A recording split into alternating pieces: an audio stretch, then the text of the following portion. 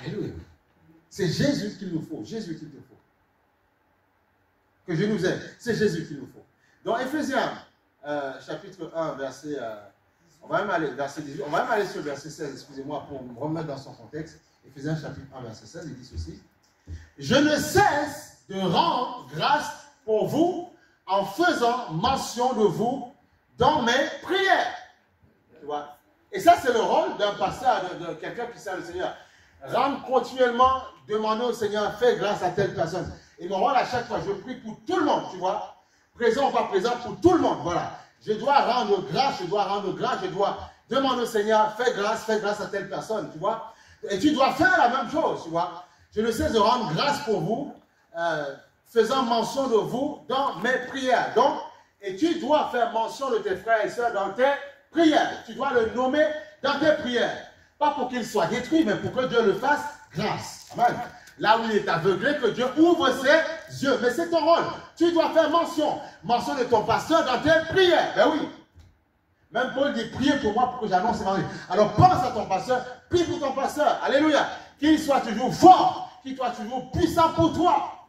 Amen. Amen. Toujours. Moi je suis là ce matin parce que tu es là. Parce que je sais que Dieu m'a dit que quelqu'un sera là. Sois là. Amen, c'est ça. Sois là. Je ne suis pas là pour la foule, mais pour quelqu'un qui a le cœur de Dieu. Après, si la foule a le cœur, je suis toujours là, tu vois. Mais je dois être là, je dois te servir. Mon rôle, c'est de te servir ce matin. Oui, c'est ça.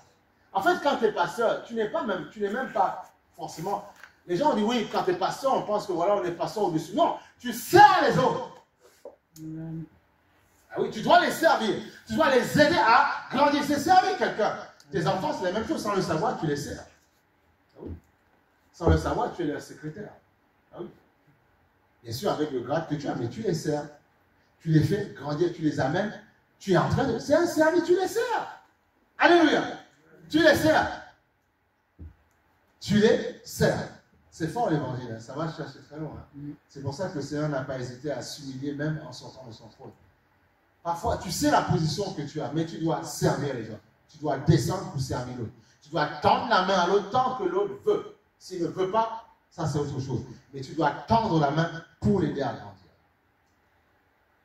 Afin que le Dieu de notre Seigneur Jésus, tu vois, Christ, le Père de gloire, on a changé dans son palais tous ces cris de gloire, vous donne un esprit de sagesse et de révélation. Parce que, un esprit de sagesse, tu vois, mais aussi de révélation. On doit te révéler ce qui est caché.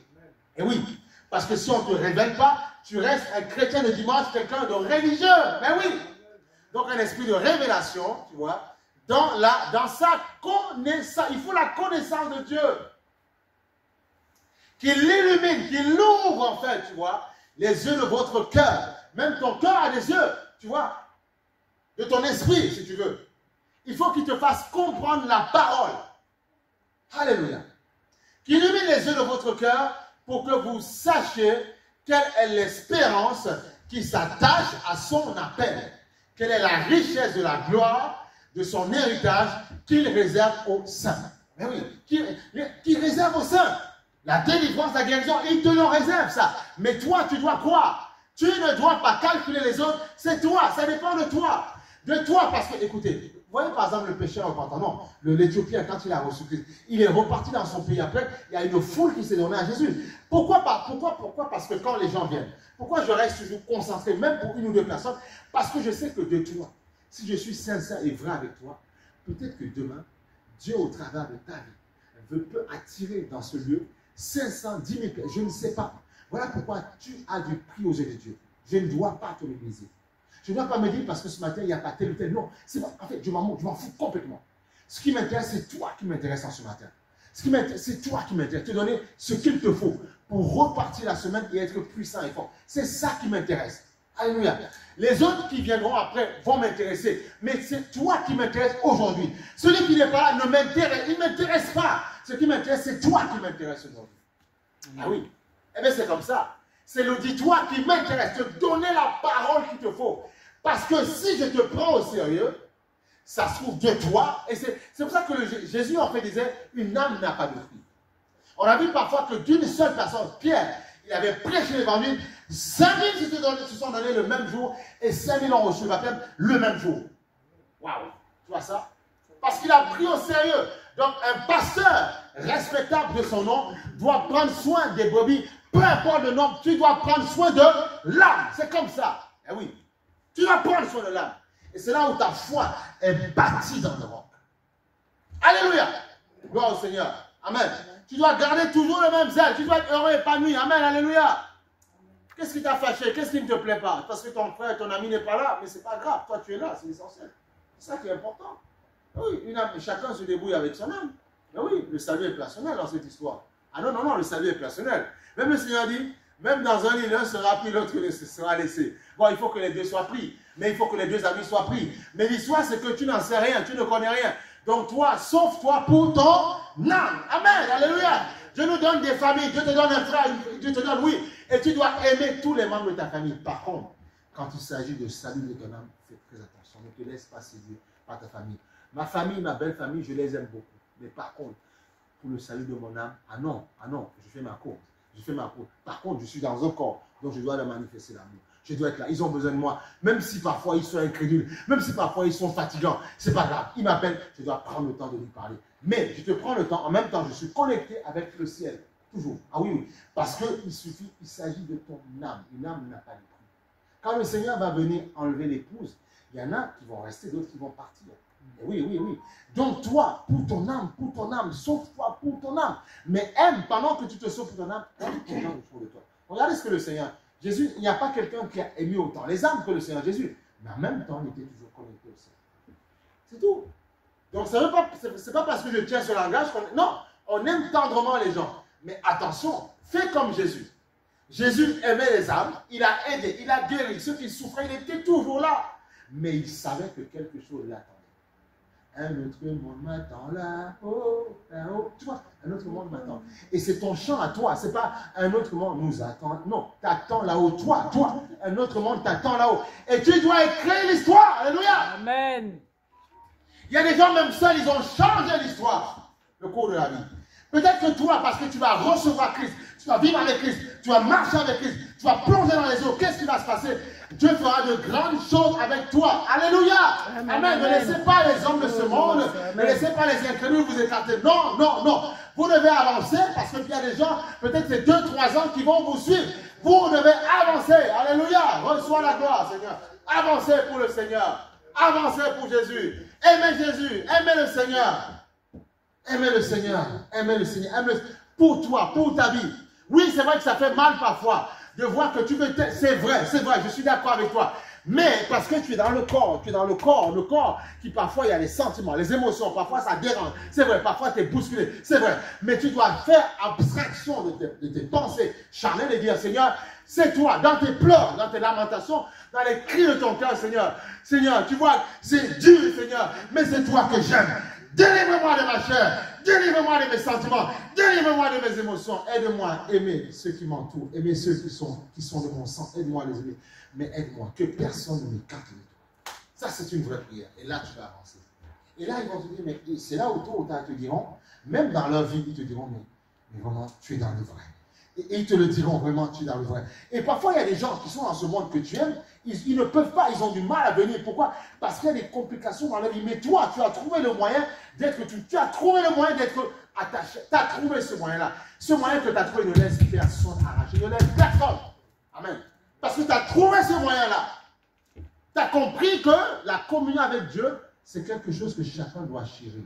Tu as compris ça. Ne laisse pas la foule t'entraîner. Reste attaché.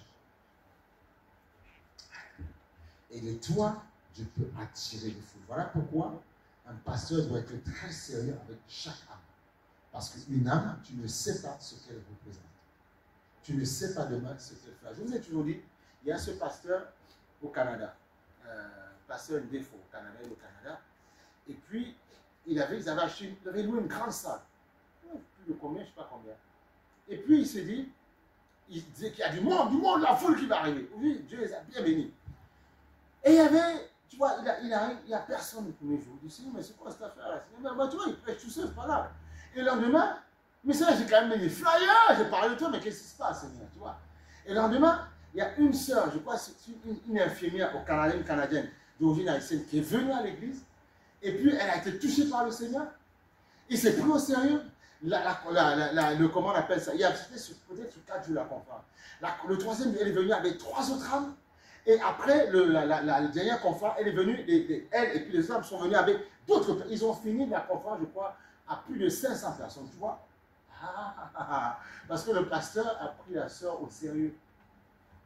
Ça, elle est venue le deuxième jour. Elle a été touchée par la grâce. Et elle est pareille. Infirmière de son état, canadienne, d'origine haïtienne. Elle a tiré des fous. Tu vois? Et après, elle s'installe dans le ministère. Et puis l'église, ils ont décollé. Mais tu vois, c'est ça. Donc un pasteur doit toujours, parce que tu ne sais pas qui est qui. Tu ne sais pas qui. Même quelqu'un qui n'est même pas encore, qui n'a pas même reçu totalement. Tu ne sais pas auprès de Dieu ce qu'il reçoit. Tu n'en sais rien. Voilà pourquoi tu dois être sérieux pour chaque âme, chaque personne. Toujours. Toujours. Amen. Toujours. Tu dois être sérieux. Toujours. Alléluia. Tu dois être sérieux pour chaque âme. Sois sérieux. La Bible dit, regarde ton pasteur, regarde ceux qui vous enseignent. Regarde comment je fais. Regarde comment je fais. Je ne laisse pas les gens me décider. Non, non, jamais. Je ne laisse pas les gens enlever ma joie dans le Seigneur. Jamais. Mais non. Donc fais comme moi. Tu vas me dire, mais pasteur, comment tu fais? Comment je fais? Je reste attaché à Jésus et je prie pour recevoir la force pour que personne ne me déstabilise. C'est tout. Et je suis bien. Voilà, comme là. Et l'année prochaine, je suis heureux, je suis épanoui. Je suis à mon travail, je suis bien. Dans la vie, je suis bien. Tu vois, partout, je suis bien. Et j'ai la motivation pour faire des choses encore qui sont même en dehors de l'église. Pourquoi? Parce que j'ai compris que Dieu existe et qu'il faut avoir la communion intense avec lui. Alléluia. Et mon rôle, c'était d'enseigner ces choses-là. Voilà pourquoi il dit qu'il illumine les yeux de vos cœurs. Alléluia. Afin que vous sachiez quelle est l'espérance qui s'attache à son appel. Quelle est la richesse de la gloire de son héritage qu'il réserve aux saints. Il te réserve la guérison, la délivrance. Tu dois croire que, vous savez, le corps humain que nous avons a la capacité de se reprogrammer. C'est comme si Dieu te dit, je vais te bénir, je vais te donner quelque chose. Mais en même temps, tu veux te donner quelque chose, mais tu continues à faire dans le monde, tu vois. Dieu ne peut pas travailler en toi, tu vois. C'est ça qu'il faut comprendre. Il ne peut pas faire en toi, tu vois. C'est comme moi. Tu vois, quand j'ai reçu le Seigneur, bon, tu pries, tu dis, Seigneur, au bout d'un moment, tu grandis dans le Seigneur, tu dis, Seigneur, bon, je veux peut-être quelqu'un pour vivre ma vie et tout ça. Mais si en même temps, jeune homme de ton état, tu viens dans le Seigneur, tu continues ta vie à gauche, droite, continue ou bien tu cherches à gauche de toi-même. Dieu ne peut jamais préparer quelqu'un pour toi. Amen. Il ne peut pas le faire. Est-ce qu'il peut? Il ne peut pas le faire. Pourquoi il ne peut pas le faire? Parce que tu es en train de chercher à t'aider toi. Il ne peut pas le faire pour toi. Il dit, ok, puisque tu fais par défaut, vas-y. Et tu vas prendre des hommes, tu vas prendre des femmes qui ne te sont pas destinés et qui vont détruire ta vie. Alors que Dieu, quand tu attends, c'est vrai que parfois la chair doit se mortifier, elle doit attendre, ça fait mal des fois, c'est vrai. Mais Dieu te dit, attends, attends, attends, et c'est là où quand il te donne quelque chose de magnifique et d'excellent. Mais il faut être patient. Pourquoi? Parce que Dieu sait que le monde dans lequel nous sommes, il y a tellement de pièges, tellement. Satan peut te présenter quelque chose qui paraît beau au départ, mais qui va détruire ta vie. C'est comme ça que Satan opère. N'oublie pas, c'est un prince de, comment on appelle ça, un esprit de lumière. Voilà, tu vois, un ange de lumière. Donc il vient avec un esprit de séduction. Ça paraît beau au départ. Il y a des choses pour vous dire, il y a certaines choses. Je prends encore un exemple charnel, terre à terre, tu vois, terre à terre. Quand mon épouse et moi, on a voulu prendre un bien, tu vois, un bien qu'on a, tu vois. Il y a plusieurs endroits, on disait, non mais Seigneur, c'est bien là-bas, c'est grand là-bas, il y a du terrain. Et puis Dieu, qu'est-ce qu'il a fait? Il n'a pas permis que ça marche là-bas. Et puis le monsieur qui dit, mais je ne comprends pas, vous avez tout, pourquoi ça ne marche pas? Parce que Dieu savait qu'il y avait un piège là-bas. Il y avait un piège, il ne fallait pas y aller là-bas. Et après, Dieu, à 3 reprises, tout a raté. Et même un endroit, on ne va pas citer la ville, où on devait y aller. Et là-bas, ça avait pris feu. Il y avait eu des problèmes quand il y avait la guerre des cités et tout ça. C'était compliqué, c'était le dégât. Tu vois, ce qu'on avait aurait pu prendre feu. Et après, il nous a amenés là où il voulait qu'on aille. Et là, ça a tout changé, tu vois. Et là, tu es content, tu es heureux. Tout ça pour te dire que attends le temps du Seigneur. Amen. C'est pour ça que j'essaie de te dire ça. Attends le temps du Seigneur. Alléluia. Amen. Attends le temps du Seigneur. Ne sois patient. Attends, calme-toi. Parfois, on est pressé, on veut faire. Mais Dieu dit, calme-toi, ça se fera. Mais détends-toi, reste calme. Calme-toi, ça va aller. Ça va aller. Parce que Dieu a des projets de bonheur et non de malheur. Et une séduction du diable aujourd'hui peut être un malheur pour toi demain. Alors que si tu attends le temps du Seigneur, ce sera une bénédiction pour toi. Mais oui. Il y a des choses parfois qu'on ne comprend pas. On dit, mais Seigneur, comment je vais te servir avec beaucoup d'amour, avec beaucoup de joie, beaucoup de... Mais tu le fais. Mais tu le fais, mais en retour, c'est moi qui décide. Grand maître là, comme on dit. C'est lui qui est le grand maître, tu vois. C'est Jésus qui commande. C'est Jésus qui commande, c'est lui qui sait. Donc tu dois attendre. Donc il dit ceci, il parle de la révélation. Donc tu dois attendre, tu vois. Il dit qu'il illumine les yeux de vos cœurs pour que vous sachiez quelle est l'espérance. Il parle d'espérance, ça veut dire qu'il faut espérer. Dans l'espérance, il y a la patience, il y a l'attente, mais ce qu'il va faire sera forcément magnifique. Alléluia! Donc regarde à toi, regarde à toi. Ne regarde pas aux autres. Oui, ne regarde pas. C'est toi, regarde à ta vie. Qu'est-ce que tu as besoin? Tu as besoin que Jésus fasse de grandes choses. Est-ce que tu veux avancer avec quelqu'un et qu'au bout du chemin, il te lâche? Ou bien est-ce que tu veux avancer avec quelqu'un qui aura jusqu'à la vie éternelle avec toi? Alors je l'ai choisi, qu'est-ce que tu veux? Je préfère avancer avec quelqu'un qui jusqu'à la vie éternelle sera avec moi. Il a dit, je serai avec vous jusqu'à